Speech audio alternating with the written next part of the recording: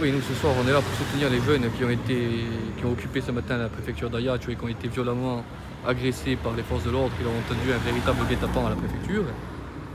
On écoutait tout à l'heure le préfet donner sa version des faits qui est complètement surréaliste. Bon, c'est évident, hein, il est gêné ce qui s'est passé dans sa préfecture. Ils ont donné ordre de tabasser les jeunes. C'est sûr que c'est pas facile.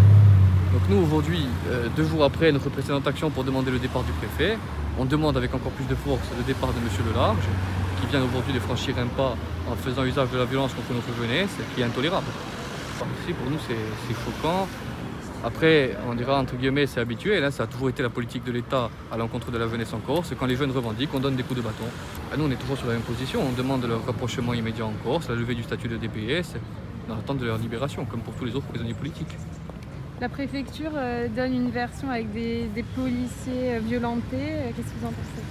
J'en pense que quand on a en face de soi 5 jeunes, ou enfin une dizaine de jeunes, je crois, qui sont habillés normalement, face à des policiers qui arrivent équipés avec des boucliers et des matraques, ça m'étonnerait que ce soit les jeunes qui aient blessé plutôt que l'inverse. Ce qu'il y a, c'est qu'aujourd'hui, la violence n'est pas du côté de la jeunesse, elle est du côté de l'État. Donc la jeunesse est arrivée pour exprimer pacifiquement et légitimement des revendications.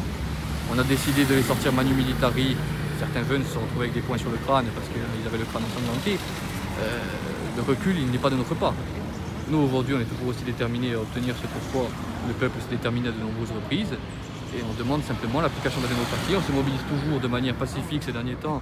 Et c'est normal, et de manière symbolique, je dirais, comme l'ont fait les jeunes ce matin. Et face à ça, le seul qui use de violence, c'est l'État.